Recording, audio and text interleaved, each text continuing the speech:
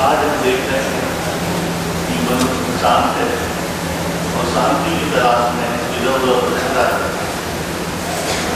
वो इस भारतीय जगत में शांति को ढूंढता है, परंतु मन की इच्छाओं के रहते हुए उसे शांति नहीं मिल पाती है और जिंदगी में वो शांति रहता है। हमारे गुरु महाराज ने बताया था कि शांति प्राप्त का सबसे सरल रास्ता ये है कि हम सत्संग को ज्वाइन कर लें, किसी अच्छे सत्संग में जाने लगे, क्योंकि सत्संग ही मोक्ष लाता है। सत्संग में जाने से आदमी का चित्त शक्तियों लग जाता है और सबसे ज्ञान पैदा होता है और उस ज्ञान से उसको मोक्ष मिलता है। बस हमको ये करना है, किसी ऐसे गुरु का सत्संग ढूंढना है जो कि स्वयं इस रास्ते को जानता हो और उस सत्संग में जाके गुरु महाराज के आश्रय अपने आप को कर देना है।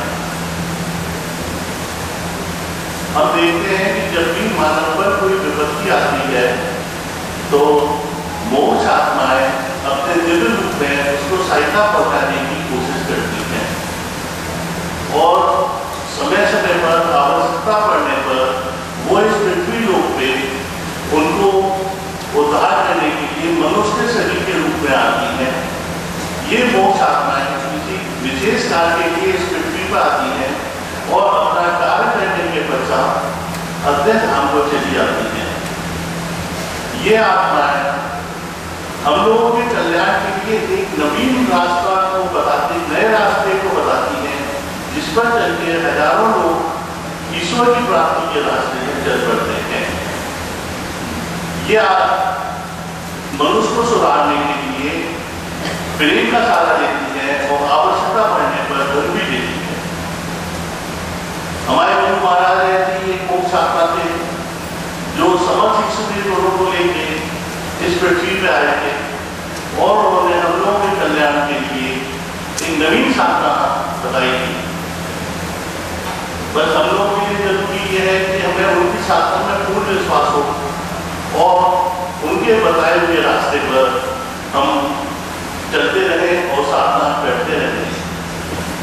इस साधना में हमको विघ्न आते हैं और कठिनाइयों का भी सामना करना पड़ता है, क्या हमारी सामर्थ्य काम नहीं करती है। उस समय गुरु महाराज अपनी शक्ति से हमको उन कठिनाइयों से पार करा देते हैं और हमारी आत्मा को पवित्र करके ईश्वर दर्शन के लायक बना देते हैं। आत्मा क्योंकि ईश्वर में यह सोचता है कि आत्मा तो पवित्र ही होती है, पर जो भी हम कर्म करते हैं इस जन्म में और पिछले जन्म में सच्चे कर्म करते हैं, वो जो सच्चे संस्कार होते हैं हमारी आत्मा को एक आवरण करा देते हैं। जब हम अपने गुरु महाराज के लिए पूर्ण समर्पित हो जाते हैं तो गुरु महाराज अपनी शक्ति से हमारे जो संस्कार हैं उनके बंधन से हमारी आत्मा को मुक्त कर देते हैं और उसके वास्तविक स्वरूप में लाके ईश्वर के दर्शन करा देते हैं। स्थूल शरीर में रहते हुए तो गुरु महाराज हम सब लोगों की सहायता करते ही रहते हैं, परंतु जब वो अपने दिव्य लोक को पहुंच जाते हैं तो सूक्ष्म शरीर में रहते हुए उनकी शक्ति और भी व्यापक हो जाती है और वो हम लोगों की बाकी कठिनाइयों को और भी व्यापकता से दूर करते रहते हैं। हम में से कईयों ने अनुभव किया होगा कि इस सत्संग में आज भी गुरु महाराज की शक्ति काम कर रही है और वो शक्ति साथी प्रदान कर रही है और हम लोगों को ईश्वर की प्राप्ति के लिए वो अग्रसर कर रही है। पर हम लोगों को पर विश्वास होना चाहिए और कभी कभी ऐसा भी होता है कि वो अविश्वास आ जाता है तो उस समय गुरु महाराज उसका कुछ ऐसा करके दिखा देते हैं कि वो विश्वास पुनः जागृत हो जाता है। जब गुरु महाराज के जाने का टाइम आता है तो अपने मुख्य शिष्यों में से कुछ को वो अपना कुछ को गुरु की पदवी पर बैठा के या आचार्य बना के उनको जो उन्होंने विधि बताई है उस विधि को पूरे संसार में प्रचार करने का आदेश देते हैं। उन लोगों में भी गुरु की शक्ति काम करती है, वो भी हम लोगों के गुरु के समान ही पूज्य होते हैं और वो ही आदर पाते हैं। बल्कि गुरु महाराज ने ऐसे लोगों के लिए सख्त निर्देश दे रखे हैं कि उनको कभी अपने आप को गुरु समझ के कार्य नहीं करना चाहिए। उनको सेवक समझ के संस्था की सेवा करनी चाहिए और कभी ये अभिमान नहीं लाना चाहिए कि ये मान सम्मान मेरा है। ये मान सम्मान उनके गुरु महाराज का होता है।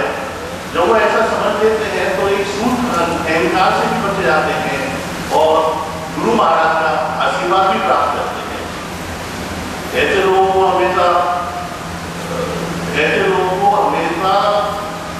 सेवा लेने से बचना चाहिए और सत्संग की सेवा करते रहना चाहिए, निष्काम सेवा करते रहना चाहिए, तभी वो गुरु के लिए जो सही तरह से पूरा पाएंगे।